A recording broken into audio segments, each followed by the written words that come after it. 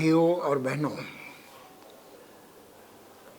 परम पूज्य डॉक्टर बाबा साहब अम्बेडकर लिखित भगवान बुद्ध और उनका धम्म,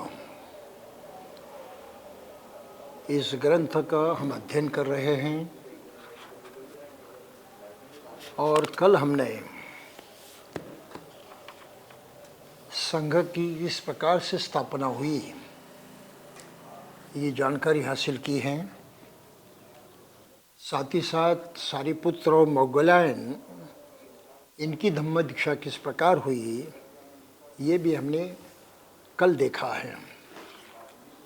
आज हम और आगे बढ़ते हैं और आज की तारीख को एक वैसे ही बहुत महत्वपूर्ण जानकारी हम हासिल करने जा रहे हैं। ये जानकारी खासकर बुद्ध अपने गांव में कपिलवस्तु में गए और वहाँ जो कुछ घटनाएं हुई इसको लेकर ये जानकारी है।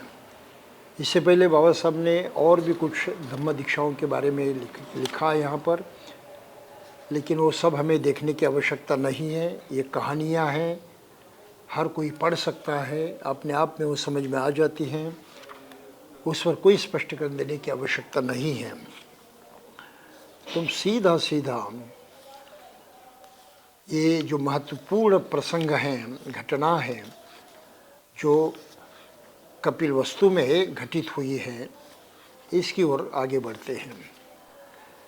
तो बुद्ध के बुद्धत्व प्राप्ति के बाद राजा शुद्धोधन ने काफ़ी बार प्रयास किया कि बुद्ध स्वयं कपिलवस्तु आए और उनका स्वागत करें, लेकिन बुद्ध इतनी जल्दीबाजी में कपिलवस्तु नहीं गए। कपिलवस्तु न जाने का दूसरा भी एक महत्वपूर्ण कारण था। बुद्ध ये बात भली भांति समझते थे कि कपिलवस्तु के जो शाक्य हैं वो अत्यंत अहंकारी हैं, इनके अहंकार की कोई सीमा नहीं है। और चूंकि मैं उनमें से एक हूँ, वे मेरी कोई ही इबादत नहीं करेंगे, उतना सम्मान मुझे नहीं देंगे, शायद मेरी बात सुनेंगे भी नहीं। तो ये कुछ हिचकिचाहट उनके मन में थी और इसलिए उन्हें कपिलवस्तु जाने की कोई जल्दी नहीं थी। आखिरकार बड़ी संख्या में भिक्षु संघ संगठित हुआ और उससे पहले कुछ राजाओं ने भी ही प्रत्यक्षात बुद्ध के धर्म को अपनाया।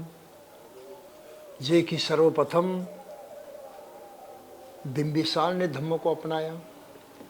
राजगृह में जब बुद्ध गए इतने विशाल भिक्षु संघ के साथ, तो राजा बिंबिसार ने उनका दर्शन किया और अपना जो राजोद्यान था, वेलुवन के नाम से जाना जाता था, उसमें राजा ने सभी भिक्षु संघ को भोजन दान दिया। अपनी मंशा भी प्रकट की कि मेरी 5 इच्छाएं थी, ये अभी पूरी हो गई है। और इस साथ ही साथ उसने ये भी सोचा कि बुद्ध की वाणी सुनने के बाद उसकी भी अवस्था वही हुई थी जैसे उससे पहले अन्य लोगों की हुआ करती थी, कि आपका प्रवचन आश्चर्यकारक है, क्रांतिकारक है।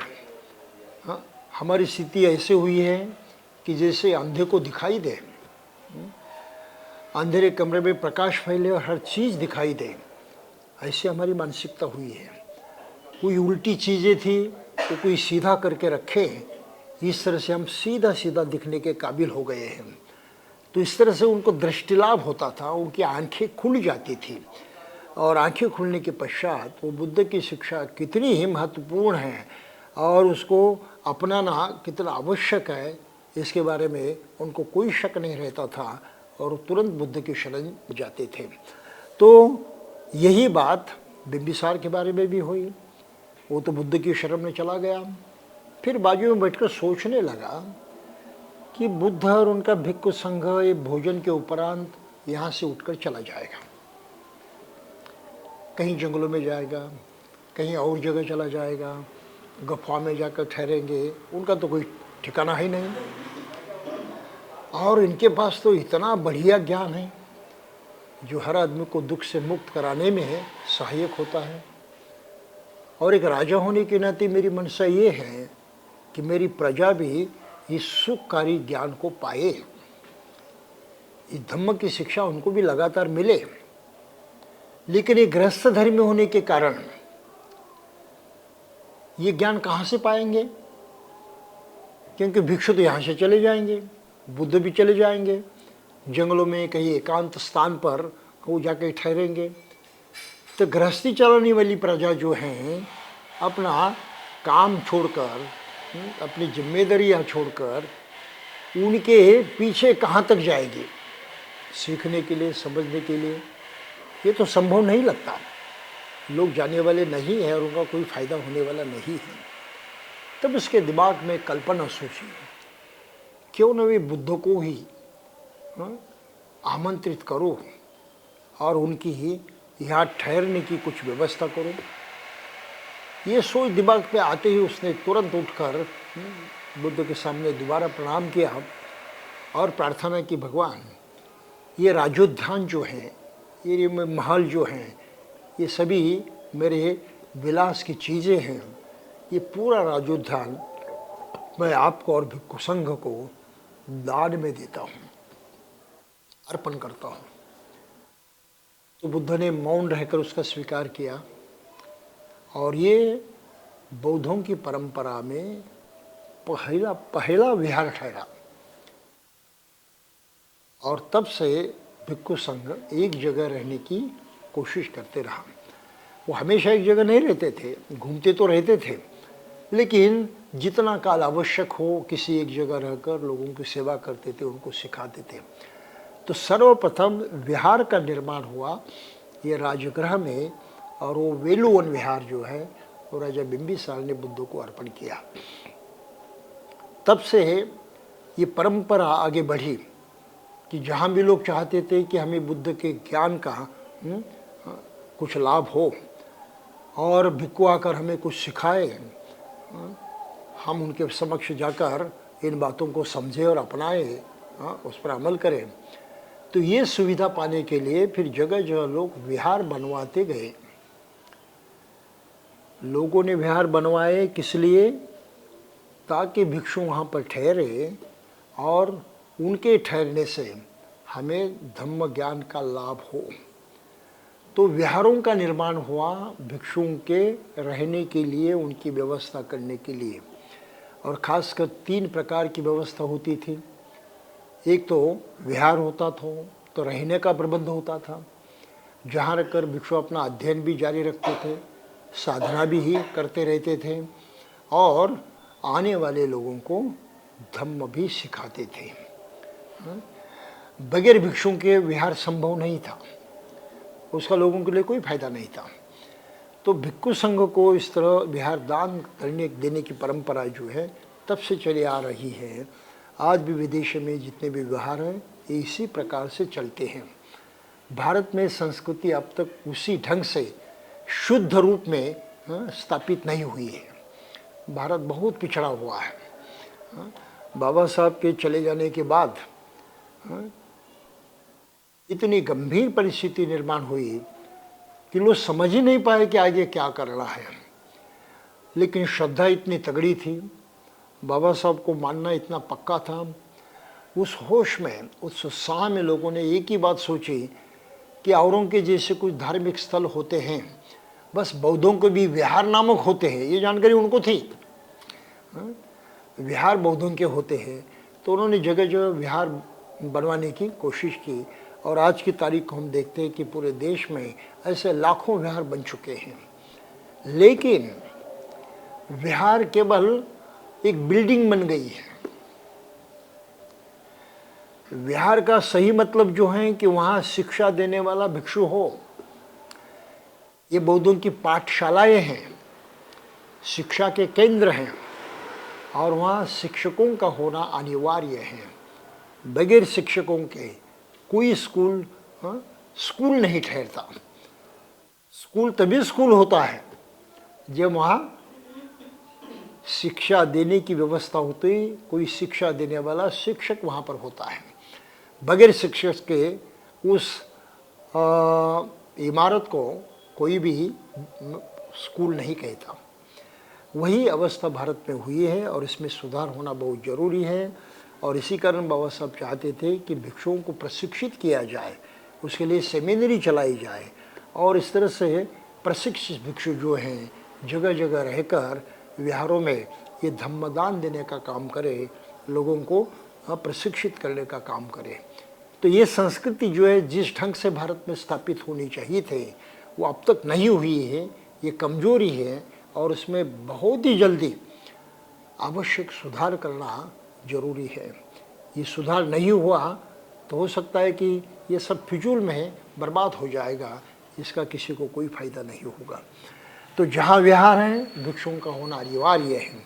बगैर भिक्षुओं के विहार नहीं हो सकता, उसका अस्तित्व नहीं के बराबर है।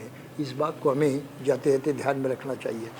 तो राजा बिंबिसार बुद्ध का शिष्य बन चुका था। फिर बाबा साहब ने अनाथ पिंडक की भी बात कही है, वो भी शिष्य बन चुका था।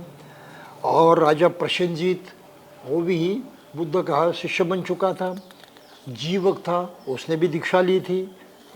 रट्ठपाल एक जो था, जो अपने दिमाग से कमज़ोर था, उसकी भी कहानी कुछ घटित हुई थी। और ये सब लिखने के बाद बाबा साहब लिखते हैं कि अब समय था बुद्ध के लिए कपिलवस्तु जाने का। और राजा शुद्धोधन ने उस तरह से प्रयास भी किए थे, अपने दूत भेजे थे, लेकिन दूतों की अवस्था कुछ अलग ही थी। जो दूत आ जाता था बुद्ध की वाणी सुनकर उनका शिष्य बन जाता था, वहीं ठहरता था, वो वापस जाता ही नहीं था। तो ऐसे शुद्धोधन के बहुत प्रयास जो विफल हो गए। अंतिमतः उन्होंने एक अपने बहुत ही करीब के आदमी को बुद्ध की ओर भेजा और फिर बुद्ध ने सोचा कि अब समय है, हम वहाँ पर जाएंगे। तो संदेश वाहकर एक कालूदाई संदेश लेकर गया था। ये शुद्धोधन का संदेश वाहक था। संदेश वाहक ने आकर कहा कि हे लोक पूज्य, आपका पिता आपको देखने के लिए उतना ही उत्सुक है जैसे कमलिनी सूर्योदय के लिए। तथागत ने पिता की प्रार्थना स्वीकार कर ली और बड़े भिक्षुओं को साथ ले पितृगृह की ओर प्रस्थान किया। तो ये वहाँ पर पहुँचे। दूसरे दिन सुबह उठे और भिक्षुओं की जो परंपरा थी पिंडपात करने की, भिक्षाटन करने की, अपना भिक्षा पात्र लेकर वो राजगृह में भिक्षाटन करने लगे। जैसे राजा ने अपने राजमहल से देखा कि बुद्ध भिक्षाटन कर रहे हैं, उनको बहुत बुरा लगा। दौड़ते दौड़ते उस हालात में बुद्ध के पास पहुँचे कि तुम क्या कर रहे हो, भीख क्यों मांग रहे हो, तुम तो राजपुत्र हो, मैं यहाँ का राजा हूँ, तुम पुत्र हो, तुम्हें ये भीख मांगने की बात कैसे सूझी? ये तो हमारे कुल की परंपरा नहीं है, ये तो व्यवहार नहीं है। तो बुद्ध ने उनको उत्तर दिया कि महाराज, आपकी कुल परंपरा अलग होती है और हम बुद्धों की परंपरा अलग होती है। तो राजा को बड़ा दुख हुआ, लेकिन उनको कबूल करना पड़ा कि आखिर वो अभी उनका पुत्र नहीं है, वो तो बुद्ध है। उनका ज्ञान, उनकी समझ कुछ अलग है और वो जो कर रहे हैं उस पर आपत्ति उठाना ये गलत है, ये नहीं होना चाहिए। वो चुपचाप बैठे। तो इस तरह से राजा ने फिर सबको भोजन के लिए बुलाया और तथागत ने ये स्वीकार किया। भिक्खु संघ सहित बुद्ध शुद्धोधन की तरफ गए और तब बुद्ध ने महल में जाने के बाद ये तो निस्संदेह होने वाला था कि यशोधरा की भेंट होने वाली थी।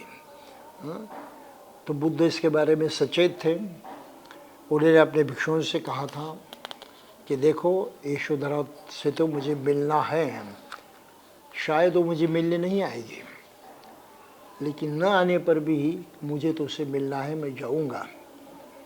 और श्रद्धावश वो जिस प्रकार का भी व्यवहार मुझसे करें, क्योंकि भिक्षु को स्पर्श करना ये गलत माना जाता था उस वक्त। तो यशोधरा तो बुद्ध की पत्नी रही हैं, शायद उसने मुझे स्पर्श किया, तो आप उसको करने दीजिए, उस पर कोई आपत्ति मत उठाइए। तो ये सूचना वगैरह दी थी और जैसा कि उन्होंने सोचा था बिल्कुल वैसे ही हुआ। यशोधरा उनसे मिलने के लिए नहीं आई, वो अपने महल में ही ठहरी थे। और भोजन के पश्चात बुद्ध उनसे मिलने गए और मिलने के बाद फिर यशोधरा ने उनके चरण छुए और अपने आंसुओं को धो डाला। तो ये बहुत ही अलग प्रसंग था, लेकिन यशोधरा ये अपनी भावनाओं को प्रकट करते करते इस बात को भी समझ चुकी थी कि बुद्ध आखिर बुद्ध है और बुद्ध से शायद मुझे और ऐसा कोई जीवन मार्ग मिल सकता है जो मैं अभी जान नहीं सकती। और फिर खड़ी होने के बाद उसने अपनी भावनाओं को प्रकट किया और फिर सिद्धार्थ ने यशोधरा को उसके महान पुण्य की याद दिलाई। एक क्षणिक अनुभवता नहीं थी, सोच समझ से सभी बातें हो रही थी। उस महान साहस की जिसका परिचय उसने सिद्धार्थ की प्रवज्ञा के समय दिया था। उन्होंने कहा कि जब वे बोधिसत्व की अवस्था में बुद्धत्व प्राप्त करने के लिए प्रयत्नशील थे, उस समय उसकी पवित्रता, उसकी कोमलता तथा उसकी भक्ति ही उनका सबसे बड़ा संबल सिद्ध हुई है। ये उसी का कर्म था और ये महान पुण्य का परिणाम था। तो यशोधरा की वेदनाएं वचनों से परे की बात थी, किंतु उसने जो धीरता और वीरता दिखाई, उसने उसके आध्यात्मिक उत्तराधार को 4 चांद लगा दिए और उसे भी अनुपम पद प्रदान किया। तब यशोधरा ने अपने 7 वर्ष के पुत्र राहुल को एक राजकुमार की तरह सजाया था और उससे वो बोली, यह श्रमण जो ब्रह्मा के समान है, तुम्हारे पिता है, उसके पास अक्षय निधि है और जिसे मैंने अभी तक नहीं देखा है, उनके पास जा और वो अक्षय निधि मांग, क्योंकि ये तेरा उत्तराधिकार है। तो बुद्ध भिक्षु संघ के साथ लौट रहे थे, तब राहुल उनके पीछे पीछे चला गया। उनके बगल में चलने लगा तो बुद्ध की छांव उस पर पड़ी थी। पता नहीं, लेकिन उस उम्र में जब उसकी उम्र केवल 7 साल की थी, उससे छांव को महसूस किया और बुद्ध से बोला कि हे श्रमण, तेरी छांव भी सुखदाई है। कुछ बिल्कुल अजनबी ये प्रसंग था, घटना थी और बुद्ध उस पर कुछ नहीं बोले। तब राहुल ने उनसे पूछा, तो बाबा साहब के शब्दों में आगे लिखा है, क्या तुम मेरे पिता नहीं हो? और उसके पास खड़ा खड़ा रहते ही उसने ये बात कही थी कि तुम्हारी छाया जो है बड़ी सुखकर है।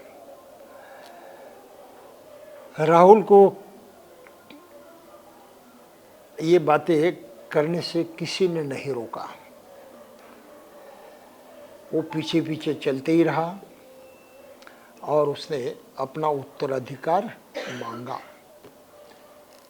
सुना है कि तुम्हारे पास अक्षय निधि है, मैं तुम्हारा उत्तराधिकारी हूँ, वो उत्तराधिकार मुझे दे दो।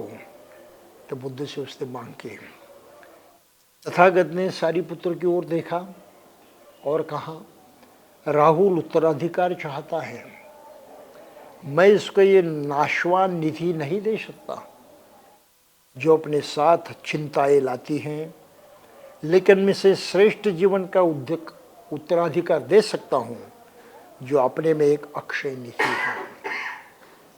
सारीपुत्र ने चुप रहकर सम्मति जताई।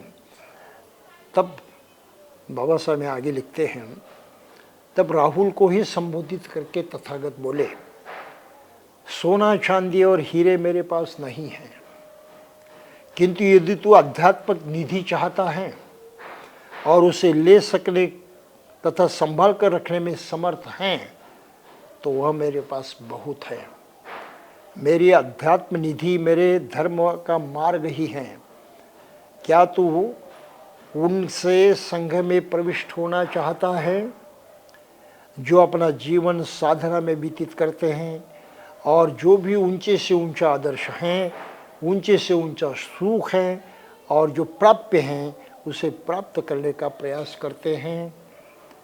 राहुल ने दृढ़तापूर्वक कहा, प्रविष्ट होना चाहता हूँ। और इस तरह से राहुल की प्रवज्ञा हो गई। 7 साल की उम्र थी उसकी। अब देखिए ये सब जो घटना है कितनी क्रांतिकारी थी, कितनी भावनिक थी, रोमांचकारी थी। किसी का किसने सोचा भी नहीं था कि क्या होगा। शुद्धोधन ने जब ये देखा कि राहुल भी भिक्षु संघ में दाखिल हो गया तो बौखला उठा, बहुत ही दुख हुआ। वो भागते भागते बुद्ध के पास पहुंचा कि तुमने क्या कर दिया, तुम तो मेरे उत्तराधिकारी थे, तुमने तुम्हारा उत्तराधिकार त्याग दिया, मुझे अकेला छोड़ दिया। अब ये मेरा पोता मेरा उत्तराधिकारी है, उसको भी तुमने मुझसे छीन लिया। ये क्या कर रहे हो, क्या मुझे बर्बाद कर रहे हो? तो बुद्ध ने कहा, नहीं, मैं तो आपको बर्बाद नहीं कर रहा हूँ, लेकिन मेरा जो उत्तराधिकार है मैं राहुल को सौंपे रहा हूँ। तो शुद्धोधन को मानना पड़ा कि ये जो आंतरिक जीवन की निधि है वो तो अक्षय है, अक्षुण्य है, इसकी बराबरी और कोई निधि कर ही नहीं सकते। और उसकी प्राप्ति अगर राहुल को हो जाती है तो मैं बीच में आने वाला कौन हूँ? तो शुद्धोधन चुप रहा, लेकिन एक विनती उसने की उस वक्त। बुद्ध से विनती की कि देखो, आइंदा कच्ची उम्र के बच्चों को संघ में दीक्षा न दी जाए और दीक्षा देनी है तो माँ बाप की आज्ञा जरूरी है। बगैर उनको पूछे उनकी आज्ञा से किसी को दीक्षा नहीं देनी है। तो बुद्ध ने ये बात कबूल की और तब से भिक्षु संघ में दाखिल होने के लिए जो संबंधी होते हैं उनकी आज्ञा का होना जरूरी होता है, बगैर उसको दीक्षा नहीं दी जाती है। तो ये बहुत ही भारी घटना थी बुद्ध के जीवन में घटी हुई कि राजा ने भी जैसे ही बुद्ध की बातें सुनी, प्रवचन सुने, उनमें भी परिवर्तन हो गया। और बौद्ध ग्रंथों में हमें एक दिखाई देता है कि वो भी अनागामी अवस्था तक पहुंच गए, अनागामी अवस्था तक पहुंच गए, यानी आज नहीं कल तो अरहत बनने वाले थे। तो ये मानसिक परिवर्तन उनमें खुद हुआ था और इस मानसिक परिवर्तन से ये आगे की जो घटनाएं हैं इसमें कोई आपत्ति निर्माण नहीं हुई। उन्होंने हर बात को कबूल किया और राहुल के भिक्षु बनने पर भी कोई दूसरी आपत्ति नहीं उठाई है। नहीं तो राजा था, बुद्ध का पिता भी था, कह सकता था कि नहीं तुम राहुल को लौटा दो, मैं सुनने वाला नहीं हूँ, ये तो कह सकते थे। और हो सकता था बुद्ध भी अपने पिता की आज्ञा को मानते हुए वो राहुल को शायद दोबारा राजमहल भेज देते थे, लेकिन ऐसा कुछ हुआ नहीं। तो ये घटना जो है राहुल के प्रत्यक्षात भिक्खु बनने की उम्र के 7 साल में, ये कोई सामान्य बात नहीं है। ये बहुत ही क्रांतिकारी घटना उस वक्त हुई है। आजकल हम देखते हैं और लगभग दुनिया में बौद्ध राष्ट्रों में वैसा नहीं है, लेकिन अन्य देशों में, खासकर भारत जैसे देशों में लोगों की ये मानसिकता होती है कि कोई अगर धम्म के लिए स्वयं को समर्पित करना चाहता है, उस मार्ग पर चलने की ठान लेता है, तो माँ बाप इनकार करते हैं कि भाई ऐसा मत सोचो, ये बुरा माना जाता है भारत में। खासकर कोई लड़का अगर कहता है कि मैं शादीशुदा नहीं होना चाहता, शादी नहीं करना चाहता, परिवार नहीं संभालना चाहता, मैं घर छोड़ना चाहता हूँ, तो भारत के लोग क्या सोचते हैं, अरे इसका दिमाग तो पलट गया, ये बिगड़ गया, इसको ठिकाने लगाना जरूरी है। जबरदस्ती करेंगे, शादी वगैरह करेंगे, लेकिन उसको गृह त्याग करने की परमिशन कभी नहीं देंगे। इससे उल्टा श्रीलंका में होता है, थाईलैंड में होता है, म्यांमार में होता है। वहाँ अगर युवा अवस्था में कोई चाहता है कि मैं श्रामणेर बनूँ या भिक्षु बनूँ, तो माँ बाप को बहुत ही आनंद हो जाता है, बहुत ही खुश हो जाते हैं। अरे ये कितनी अच्छी बात हो रही है कि लड़का उस मार्ग पर चलने के लिए स्वयं तैयार हुआ है। तो वहाँ एक लड़की का भी अगर श्रामणेर समारोह आप देखेंगे, मैंने तो थाईलैंड में प्रत्यक्ष देखे हैं। ऐसे एक जिस उत्तर थाईलैंड में मैं रहता था एक विहार में, वहाँ एक लड़के को इच्छा हुई कि श्रामणेर बने, भिक्षु संघ में दाखिल हो जाए। तो बहुत प्रसन्नता का माहौल उस बस्ती में निर्माण हुआ। माँ बाप ने इतना खर्च किया कि उस लड़के की हाथी पर उन्होंने प्रोसेशन निकाले पूरे गांव से। और ये लड़का वो श्रामणेर का देश ने सफ़ेद कपड़े पहने, मुंडन किए, हाथ जोड़ते हुए सबको प्रणाम करता था, और हाथी पर उसकी ये प्रोसेशन निकली थी। और पूरे इलाके में जितने भी भिक्षु थे सभी को उन घरों के लोगों ने दान दे दिया। मुझे तो लगता है लाखों का खर्चा उन्होंने किया आपने एक लड़के को श्रामणेर की दीक्षा देने के लिए। और जिस भिक्षु ने उनको दीक्षा दी, मैं उनके साथ रहता था उनके ही विहार में, तो उन्होंने उसका ये मुंडन वगैरह करवाया मेरे सामने ही। और फिर वो प्रोसेशन निकली। हम प्रोसेशन में नहीं गए, प्रोसेशन तो उसके अकेले की थी और ढेर सारे लोग उसमें शामिल हुए थे। तो ये मानसिकता हमें बहुत देशों में दिखाई देती है। ऐसे एक दूसरी कहानी मुझे याद आती है। एक युवा मुझे मिलने आया और उसके साथ सफ़ेद वस्त्रों में उसकी बीवी भी थी। तो उसने प्रणाम वगैरह किया और मुझे निवेदन किया, भंते जी ये मेरी बीवी है और वो चाहती है कि भिक्षुनी बने। तो मैं उसे जिस जगह उसको भिक्षुनी बनना है उस तरफ ले जा रहा हूँ भिक्षुनी बनाने के लिए। हमको कृपया आशीर्वाद दीजिए। तो ये समझदारी देखते हुए मुझे भी बड़ा अचंभित मैं हुआ कि एक पति अपनी बीवी को केवल वो चाहते हैं कि मुझे भिक्षुनी बनना है, तो बड़े उत्साह के साथ पूरा सहयोग देते हुए स्वयं उस विहार में ले जा रहा है। और रास्ते में जो जो विहार थे वहाँ भेंट देते देते, वहाँ के भिक्षुओं का आशीर्वाद लेते लेते वो आगे बढ़ रहा था। तो एक मानसिकता है, श्रेष्ठ क्या है, सर्वोत्तम क्या है, और हम अपने अपनों के लिए क्या सर्वोत्तम का चयन करते हैं या गलत चीज़ों का चयन करते हैं, ये बड़ी बात है। तो मैंने उस युवक से पूछा कि भाई तुम ये क्यों नहीं करते, बीबी तो हो, हाँ, ये भिक्षुणी बन रही है, तुम्हें बुरा नहीं लग रहा? तो उसने कहा 2 बातें हैं, ये बड़ी प्यारी बीबी है तो मुझे बुरा लगता है, मैं कबूल करता हूँ, लेकिन वो प्यार भी इतना बढ़िया है, इतना गंभीर है, इतना ऊंचा है कि अगर वो इतने अलग ढंग से जीवन जीना चाहते हैं तो मैं इसके लिए क्या करूं क्या नहीं, ये भावना मुझ में उभर आई है और उसकी चाहत को पूरा करने के लिए मैं अपना पूरा योगदान दे रहा हूं। देखो मानसिकता किस तरह से बदलती कि मैं जो नहीं कर पाता, मैं जिस मार्ग पर नहीं चल सकता, उस मार्ग पर वो चल रही है, उसकी अपनी योग्यता मुझसे कहीं गुना अधिक है और उस योग्यता का सम्मान करना ये मुझे बड़े स्वाभिमान की बात लगती है।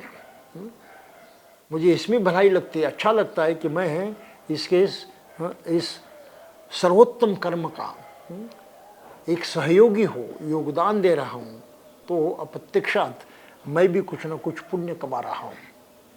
तो ये बौद्ध परिवारों की सांस्कृतिक अवस्था होती है, जो संस्कार हमारे यहाँ आज तक निर्माण नहीं हुए हैं और बाबा साहब के जाने के बाद ये संस्कृति यहाँ स्थापित होनी चाहिए थी, वो संस्कृति उस ढंग से स्थापित नहीं हुई है।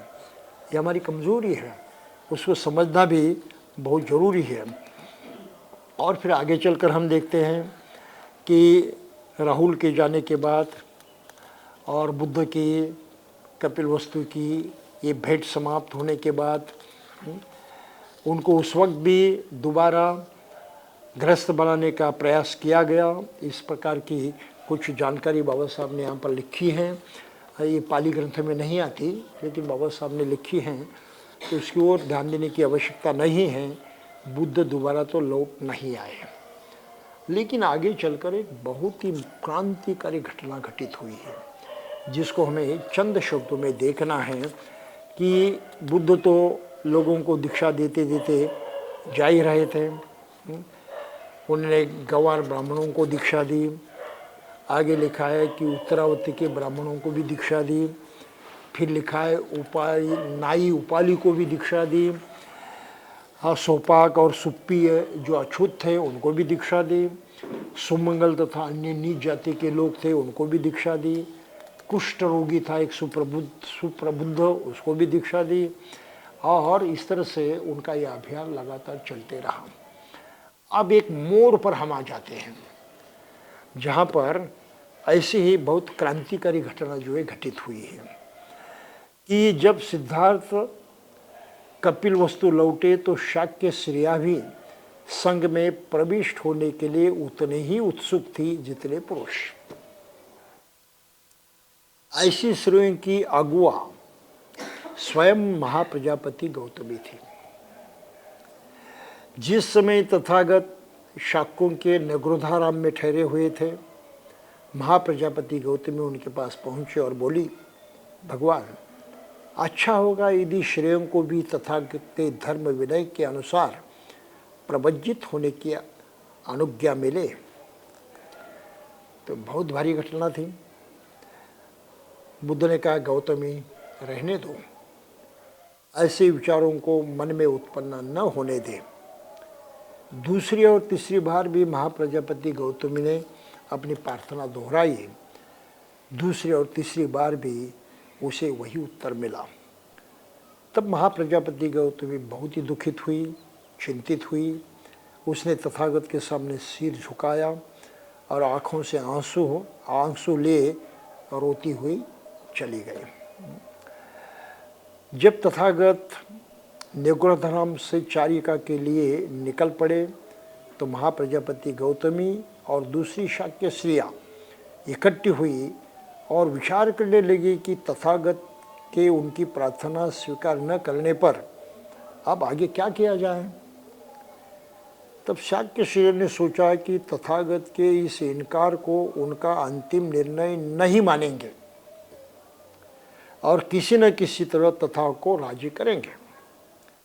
उन्होंने ये निर्णय लिया कि वे एक कदम आगे जाएंगी और स्वयं परिवाजिका बनकर तथागत के सामने उपस्थित होंगे। तो बड़े जिद्दी थे और वैसे ही हुआ।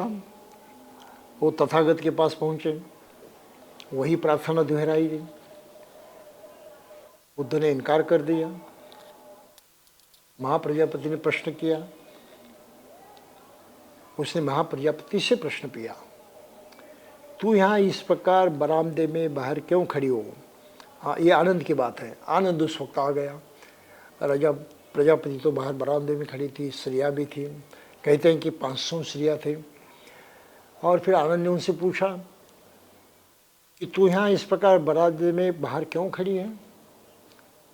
तेरे पाँव सूजे हैं, उस पर धूल चढ़ी है, चेहरा दुखी है, आंखों से आंसू बह रहे हैं। तो उसने कहा, आनंद, क्योंकि तथागत श्रेयों को घर से बेघर हो उनके धर्म और विनय के अनुसार प्रवज्जित होने की आज्ञा नहीं देते हैं।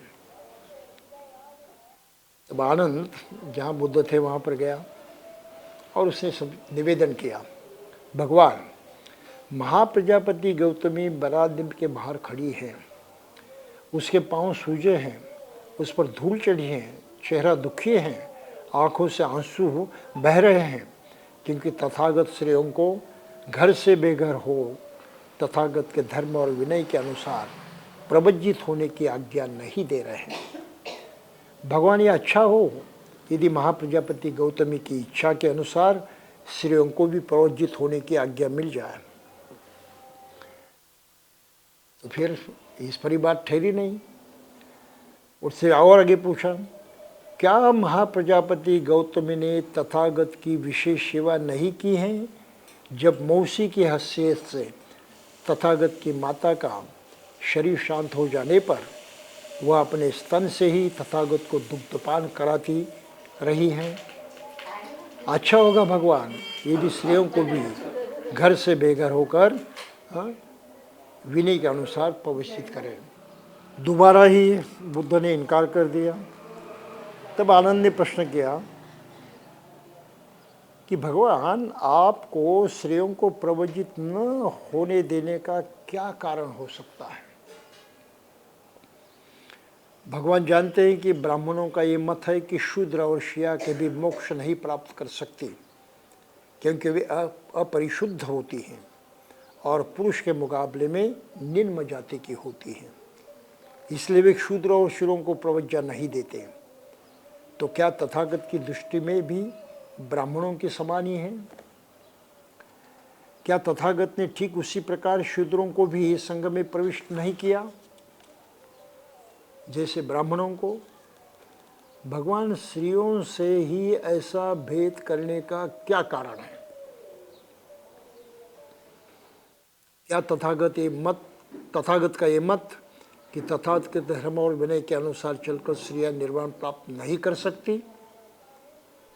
तथागत बोले, आनंद, मुझे गलत तौर पर मत समझो। मेरा मत है कि पुरुषों की तरह स्त्रियां भी निर्वाण प्राप्त कर सकती हैं। ये बहुत ही महत्वपूर्ण वचन है बुद्ध के शब्दों में। आनंद, मुझे गलत तौर पर मत समझो। मैं पुरुषों को स्त्रियों की अपेक्षा किसी भी तरह विशेष नहीं मानता। पुरुषों को स्त्रियों की अपेक्षा विशेष नहीं मानता, उनको कोई खास महत्व नहीं देता। महाप्रजापति गौतमी की प्रार्थना को जो मैंने स्वीकार नहीं किया है, वह स्त्रियों को पुरुषों की अपेक्षा हेय समझने के कारण नहीं, हेय समझने के कारण नहीं, मतलब नीच समझने के कारण नहीं, कमज़ोर समझने के कारण नहीं, कनिष्ठ समझने के कारण नहीं, बल्कि व्यावहारिक कारणों से है। ये महत्वपूर्ण वचन है, व्यावहारिक कारणों से है। भगवान, मैं बड़ा प्रसन्न हूँ कि तथागत ने मुझ पर यथार्थ कारण प्रकट कर दिया है, लेकिन क्या व्यावहारिक कारणों से महाप्रजापति गौतमी की प्रार्थना सर्वथा अस्वीकृत होनी चाहिए? ठीक है, व्यावहारिक कारण है, लेकिन क्या उसके बल पर ही हाँ, इस प्रार्थना को नकारा जा सकता है? क्या ऐसा करने से लोग धर्म की निंदा नहीं करेंगे? क्या लोग ऐसा नहीं कहेंगे कि तथागत ने धर्म विनय में पुरुषों की अपेक्षा स्त्रियों को हेय माना है? क्या जिन व्यावहारिक कठिनाइयों की तथागत को चिंता है, उनसे बचने के लिए कुछ नियम नहीं बनाए जा सकते? अच्छा आनंद, यदि प्रजापति का इतना आग्रह है कि मेरे धम्म विनय में उन्हें प्रवज्जित होने की अनुमति मिलनी चाहिए, तो मैं इसे स्वीकार करता हूँ। लेकिन इसके लिए महाप्रजापति गौतमी को श्रोण की ओर से 8 बातें स्वीकार करनी होंगी और सीधे से उनका पालन करना भी उनकी जिम्मेदारी होगी। यदि प्रजापति की दीक्षा, तभी प्रजापति की दीक्षा होगी। तब आनंद ने ये 8 नियम बुद्ध से पूछे। उसने महाप्रजापति को जाकर वो समझाए और महाप्रजापति को कबूल किया। और फिर माँ प्रजापति सहित उनके साथ जितनी भी स्त्रियाँ आई थी, उन सब की दीक्षा हो गई और इस तरह से भिक्खुनी संघ का निर्माण हुआ। प्रजापति गौतमी के साथ जिन शाक्य देवियों ने प्रवज्ञा ग्रहण की, अर्थात भिक्षुणियाँ बनी, उनमें यशोधरा भी थी। वो अलग से नहीं आए, उनके साथ ही आई थी। भिक्षु होने पर उनका नाम भद्दा कच्चना हुआ था। अब इस बात को लेकर कुछ विवाद खड़ा होता है और बहुत दिन पहले बाबा साहब के ज़माने में ईव्स वीकली में एक आर्टिकल छपा हुआ था और उसमें ये लिखा हुआ था कि भारतीय स्त्रियों की जो अवनति हुई है, उनका जो पतन हुआ है, वो बुद्ध की शिक्षा के कारण हुआ है। इस तरह का कुछ आरोप किया था। तो बाबा साहब ने वो आर्टिकल सुनकर बहुत ही रोष प्रकट किया, बहुत संतप्त हुए। ये तो सारा गलत है, झूठ है। तो ईव्स वीकली के उस आर्टिकल को जवाब दिया था अनागरिक लामा गोविंद, ये जो भिक्षु थे जो नासिक में रहते थे और वो जर्मन थे। तो उन्होंने उसका जवाब दिया था। अब ये सारा साहित्य मेरे पास नहीं है, लेकिन मेरी लाइब्रेरी में पड़ा हुआ है, नहीं तो ये भी मैं पूरी हकीकत आपको बता देता था। तो कुछ भी हो, स्वयं बाबा साहब ने भी उस पर आर्टिकल लिखा जो अभी प्रसिद्ध है, the rise and fall of Hindu women. और उसमें इस बात का उन्होंने इनकार कर दिया। थोड़ी सी ये बात समझना जरूरी है, क्योंकि इसमें बहुत कुछ बुद्ध पर लगाए हुए जो इल्ज़ाम है, उनका निराकरण हो सकता है। पहली बात है कि बुद्ध के परिनिर्वाण के पश्चात आनंद पर कुछ दोषारोपण किए गए। भिक्खु संघ ने उनसे कहा कि तुम दोषी हो, तुम अपराधी हो। जिन कारणों को लेकर उनको अपराधी माना गया था, उसमें से एक कारण था कि तथागत के परिनिर्वाण के पश्चात तू ही जिम्मेदार था जिसने स्त्रियों को सर्वप्रथम उनका दर्शन कराने की अनुमति दी, उनको आंसू बहाने की अनुमति दी। तो सर्वप्रथम तथागत का दर्शन जो है वहाँ की स्त्रियाँ कर चुकी थी और इसलिए भिक्खु संघ ने उसको दोषी माना था। फिर दूसरा भी एक कारण था, भिक्खु संघ ने दोषी माना उसको, भाई तुम इसलिए अपराधी हो कि तुम्हारे कारण भिक्षुणी संघ स्थापित हुआ है, बुद्ध पर तुमने दबाव डाला, बुद्ध से तुमने वार्तालाप किया और तुम्हारे मध्यस्थी के कारण बुद्ध को भिक्खुणी संघ स्थापित करना पड़ा, तो इसलिए भी तुम अपराधी हो। अब इन बातों को देखते हुए क्या भिक्खु संघ का आनंद को अपराधी ठहराना उचित था, सही था? बाबा साहब ने इस सवाल को उठाया है कि त्रिपिटक में चाहे कुछ भी लिखा हो,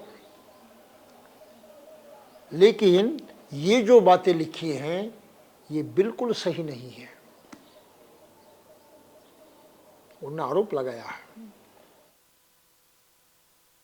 और फिर दूसरी भी बात है,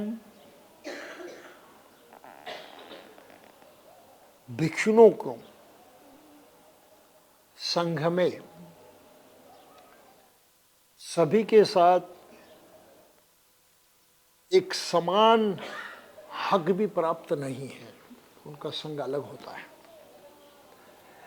तो बाबा साहब ने लिखा है कि एक प्रसंग त्रिपिटक में आता है और ये घटना इस प्रकार लिखी हुई है।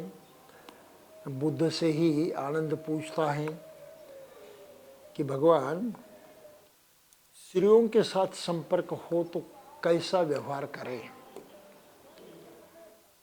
बुद्ध कहते हैं कि देखो मत।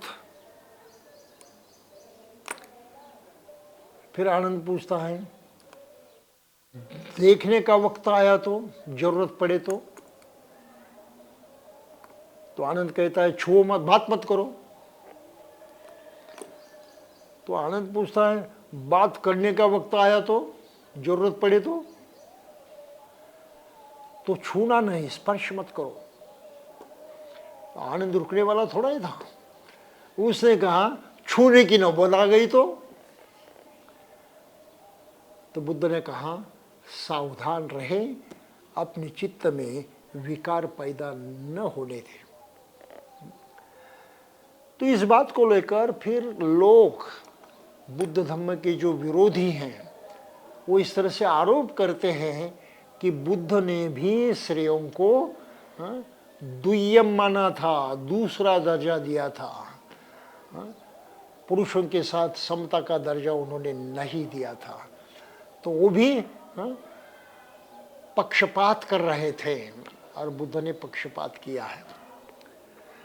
इस इल्जाम का बाबा साहब ने खुलकर विरोध किया है और पूरी तरह से वो गलत है ये अपने लिखने में साबित कर दिया है। और उनके आरोप बहुत ही सरल है। पहली तो बात, किसी भी त्रिपिटक में और किसी भी जो आचार्य हैं उन्होंने नहीं लिखी है। बुद्ध धम्म पर मैंने ढेर सारी किताबें पढ़ी है, अंग्रेजी में और अन्य भी, लेकिन उसमें ये नहीं लिखा हुआ है। एक सवाल किसने पैदा नहीं किया जो मेरे मन में उठ रहा है।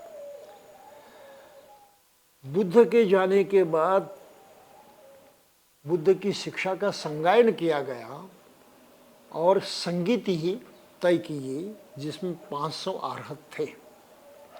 मेरे मन में सवाल ये है, क्या केवल भिक्षु अरहत थे? ढेर सारी भिक्षुनियां भी अरहत बन चुकी थी। समझ लीजिए इस बात को। बुद्ध के स्वयं के होते हुए ढेर सारी स्त्रियां अरहत बन चुकी थी। एक भी महिला उस संगीति में अरहत महिला क्यों नहीं थी? बहुत बड़ा सवाल है ना। ये आज तक किसी ने उठाया नहीं, ये पहली बार मैं उठा रहा हूं ये सवाल। तो ये जो पक्षपात किया गया, किसने किया? बाबा साहब का इल्जाम है कि भिक्खु संघ ने किया है। जो त्रिपिटक हम देखते हैं वो बुद्ध के पश्चात 400 साल बाद लिखा गया है और त्रिपिटक का सभी साहित्य जो है भिक्षुओं द्वारा ही कथित हैं।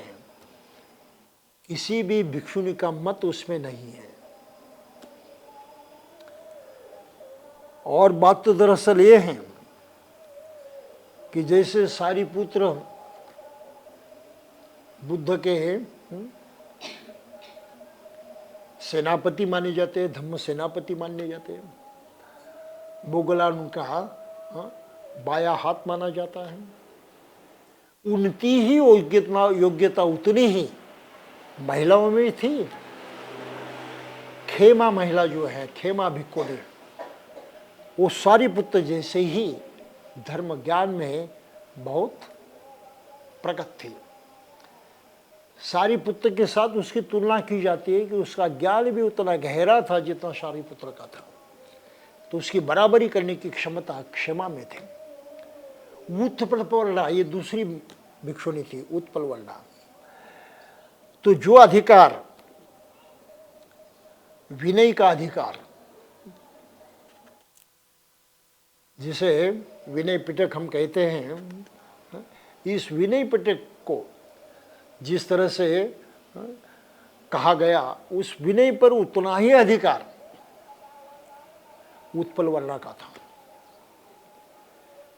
तो ऐसी ढेर सारी अग्र महिलाएं उस वक्त भी थी, और उनका वर्णन हमें अंगुत्तर निकाय के एतदग्ग वग्ग में दिखाई देता है कि कौन कौन सी महिला कौन कौन से पुण्याचरण में, कौन सी अवस्था में अग्र थी, अगुआ थी, सबसे बढ़कर थी। तो प्रत्यक्षात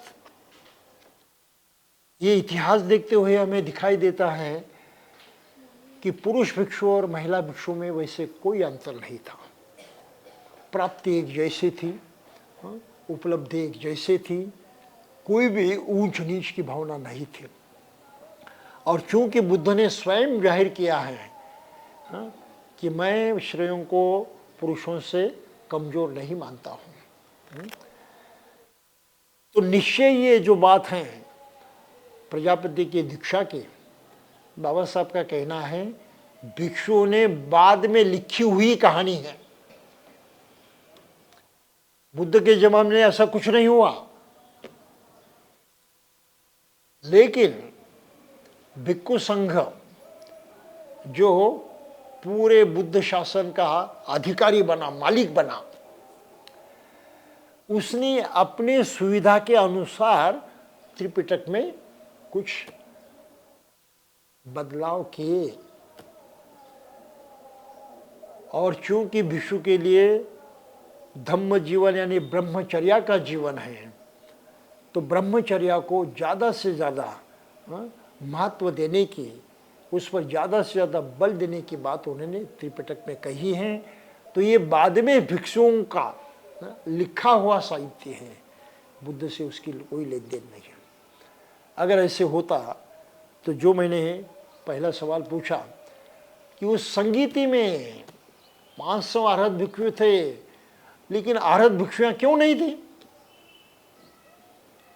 तो जरूर जो पुरुष प्रधान समाज व्यवस्था थी, पुरुषों का ही अधिकार समाज पर होता था, उस अधिकार के तहत भिक्षुओं ने वही किया जो अन्य सब जनता करती थी, और भिक्षुओं को उन्होंने दूसरे दर्जे का स्थान दिया।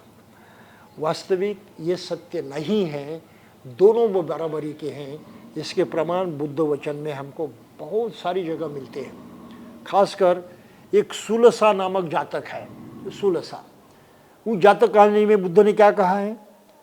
स्त्रियां विलक्षण और पंडिता होती है। बोलो, स्त्रियां विलक्षण और पंडिता होती हैं, सभी जगह पुरुष ही पंडित नहीं होता। सीधा सीधा लिखा है। सूक्ष्म विचारक स्त्रियां भी पंडित होती हैं। अब एक जातक कथा में बुद्ध इस प्रकार स्त्रियों का महत्व जो है मान्य करते हैं, तो उनकी ओर से उनको शूद्र नहीं माना गया, कनिष्ठ नहीं माना गया, ये सिद्ध होता है। फिर हम मंगल गाथा जिसका अध्ययन करते हैं, महामंगल सूत्र का, इसमें क्या लिखा है? माता पितु उपठानं पुत्रदारस्य संग हो। ये तो सीधी सीधी बात लिखी है। तो माता और पिता का उपठान करना चाहिए, उनको आधार देना चाहिए, उनके पीछे जम कर खड़ा रहना चाहिए। भाई इतना सम्मान श्री कहा उस मंगल गाथा में किया गया है। पुत्रदारस्य संघ कहा है, क्या समभाव, अपनापन होना चाहिए। संघ का मतलब हमने देखा पिछली बार, अपनापन होना चाहिए। तो ये अपने जैसी भावना जो है, ये तो समता की भावना है, वहाँ विषमता कहाँ है? वहाँ ऊंच नीचता कहाँ है? तो बुद्ध के ऐसे ढेर सारे वचनों से भी ये साबित होता है कि बुद्ध ने स्त्रियों को कमजोर नहीं माना। सुखा मेत्तेयता लोके, ऐसा भी एक जगह लिखा है कि माता की सेवा परम सुखदायी है। सुखा मेत्तेयता लोके, जगत में माता की सेवा सबसे सुखदायक है, परम सुखदायक है। स्त्रियों का अगर सम्मान नहीं करते थे बुद्ध तो इस प्रकार का वचन उनके मुंह से नहीं आता था। ये भी हमें समझना चाहिए। और फिर हमने और भी दूसरी बहुत सारी बातें देखी है। संयुक्त निकाय में देवता आकर बुद्ध से पूछते हैं कि सबसे बड़ा सखा कौन है। बहुत अच्छा सवाल उन्होंने किया, सबसे बड़ा सखा कौन है? और बुद्ध उसका जो जवाब देते हैं वो तो विशेषकर ध्यान देने योग्य हैं। वो कहते हैं सबसे बड़ा सखा जो है स्त्रियां होती है। भार्या परमा सखा, भार्या परमा सखा, सबसे बड़ा सखा मित्र स्त्री होती है। यहाँ पुरुष की बात बिल्कुल नहीं कह रहे हैं बुद्ध। तो ये बुद्ध के जो वचन हैं ये हमको सही ढंग से बताते हैं कि बुद्ध के मन में इस तरह से कोई भावना नहीं थी कि स्त्रियां कमज़ोर हैं और निम्न स्तर की हैं। ये तो बाद में निश्चयी भिक्षुओं ने लिखी हुई बातें हैं और बुद्ध के नाम पर उन्होंने वो लोगों को बताई हैं। एक चंदा भिक्खुनी है जो अर्हत हुई थी, उसका वचन देखिए। अहो अमोघ था देवी का उपदेश, आज मैं तीनों विद्याओं की ज्ञाता हूं, सब चित्तमलों से विमुक्त हो, तेवी जामी अनासवाती। त्रैविद्य बुद्ध को कहा जाता है। तीन विद्याओं को उन्होंने पाया और ये अहरत भिक्खु ने कहते हैं कि मैं भी तेविज्य हूं, मैंने भी वो पाया है। यानी बुद्ध के बराबरी का अनुभव मैंने भी किया है, कोई कमजोरी नहीं है। तो निश्चय ही बुद्ध ने स्त्रियों को कमजोर नहीं माना। ये पुरुष प्रधान समाज के जो भिक्षु थे उन्होंने आगे चलकर ये गड़बड़ी करती थी। इसको हमें ध्यान में रखना चाहिए। एक वासिष्ठी नामक भिक्खुनी थी, वो क्या कहते हैं, मैं सर्वोत्तम मंगल की अधिकारिणी हो गई, मैंने निर्वाण की अधिकारी हो गई। अब मेरे सब शोक दूर हो गए, वह वस्तु भी अब मुझे ज्ञात हो गई जिससे शोक की उत्पत्ति होती है। सच्चा काशी पदंग शिवम, ये सच्चा काशी पदंग जो है, निर्वाण का पद जो है मैंने प्राप्त कर दिया, वो शिव है, यानी मंगलदायी है, कल्याणकारक है। तो प्रत्यक्षात अर्हत पद प्राप्त करने की क्षमता स्त्रियों में थी और इस अर्थ से बुद्ध ने कभी भी स्त्रियों को कमजोर नहीं माना। और बाबा साहब इसलिए स्पष्ट शब्दों में लिखते हैं,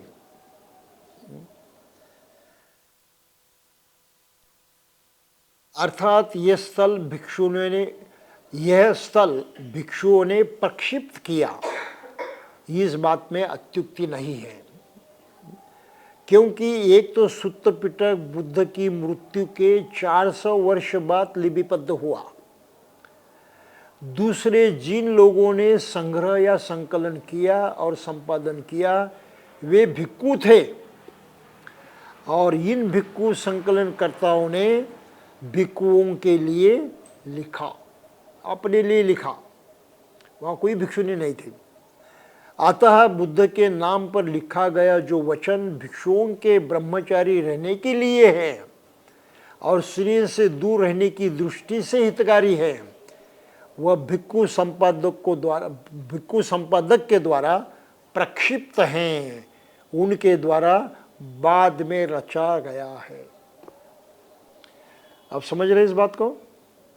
तो त्रिपिटक का हर शब्द प्रमाण नहीं मानना चाहिए, और खासकर स्त्रियों के बारे में जो कुछ लिखा है उस पर विश्वास नहीं किया जा सकता।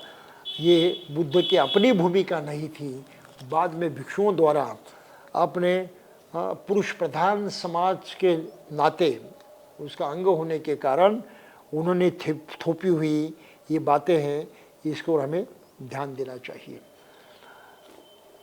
तो इस चर्चा की आज ज़रूरत इसलिए है कि हमने अगर इसको नहीं समझा तो बुद्ध की बुराई करने वाले लोगों की बात जो है वो सत्य साबित हुई। और आज की तारीख को बर्मा में वही देखा जाता है। बर्मा में शादी के बाद स्त्रियां अपना नाम नहीं बदलती, गोत्र और कुल नाम नहीं बदलती, उसका नाम वैसे की वैसे रहता है, कोई परिवर्तन नहीं है। उसको संपत्ति का पूरा पूरा अधिकार है। शादीशुदा होने के बावजूद भी स्त्रियां अपनी मालिकियत की संपत्ति रखती है, उसका अधिकार है। इस अधिकार का भारत में भी स्थापित होना अत्यंत आवश्यक है। तो महिला मुक्ति के आंदोलन जो महिलाएं चलाती हैं, उन्होंने इस ओर पहला ध्यान देना चाहिए कि हर महिला आर्थिक दृष्टया संपन्न हो, स्वयं पूर्ण हो, ना तो पति पर निर्भर रहे, ना तो पिता पर निर्भर रहे, ना तो लड़के पर निर्भर रहे। अपने बल पर अगर वो आर्थिक दृष्टया सक्षम हो जाती हैं तभी वो स्वतंत्र हो जाती हैं, ये मेरी मान्यता है। और इस तरफ प्रयास करना जरूरी है। हर परिवार में जो संपत्ति होती है उस संपत्ति का बहुत सारा हिस्सा, जितना हो सके उतना स्त्रियों के नाम होना जरूरी है। उनका निजी अधिकार होना चाहिए, प्राइवेट प्रॉपर्टी होनी चाहिए। तब कहीं स्त्री मुक्ति आंदोलन जो है ये वास्तव में आ सकता है, वरना वो वास्तव में नहीं आ सकता। और ये श्रीलंका में चलता है, ब्रह्मदेश में चलता है, थाईलैंड में चलता है। वहाँ के आप मार्केट में जाओगे तो सब जगह महिला ही महिला मालकिन है। हर दुकान, हर व्यापार, हर व्यवसाय जो है वो स्त्रियों के हाथ में है, वो चलाते, पुरुष कहीं नजर नहीं आते। ये हकीकत है।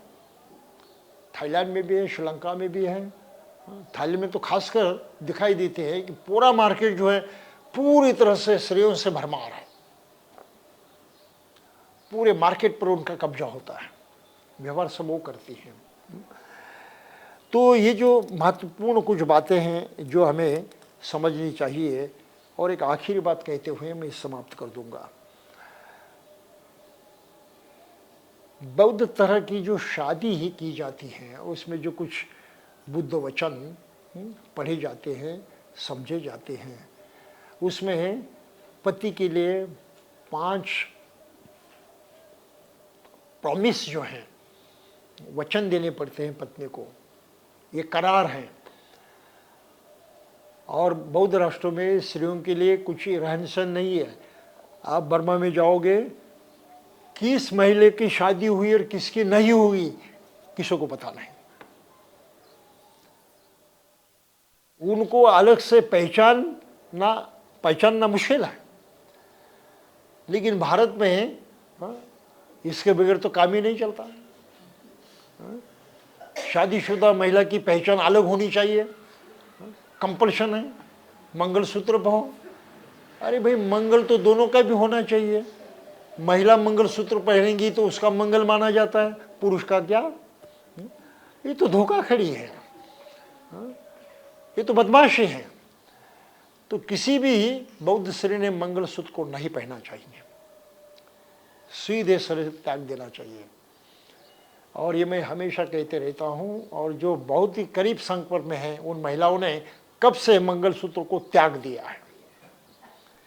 यहाँ तक वो कुमकुम भी नहीं लगाती।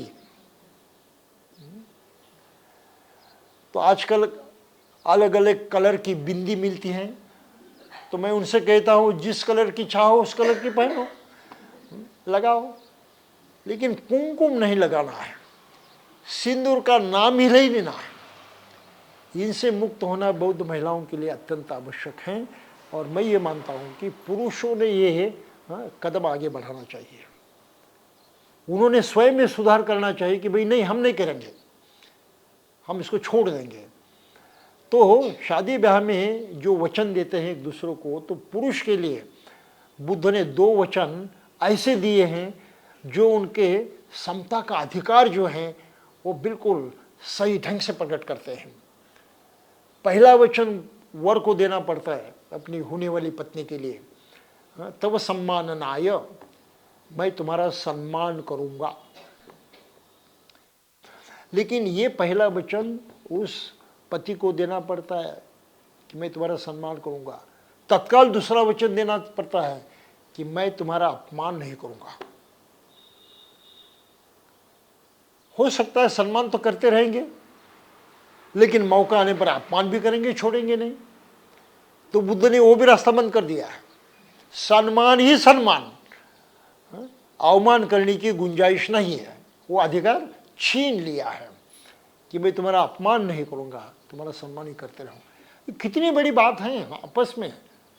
तो बुद्ध से इस वचन से साबित होता है कि बुद्ध ने स्त्री और पुरुष में कोई भेद नहीं किया, कोई नीच ऊंच नहीं माना।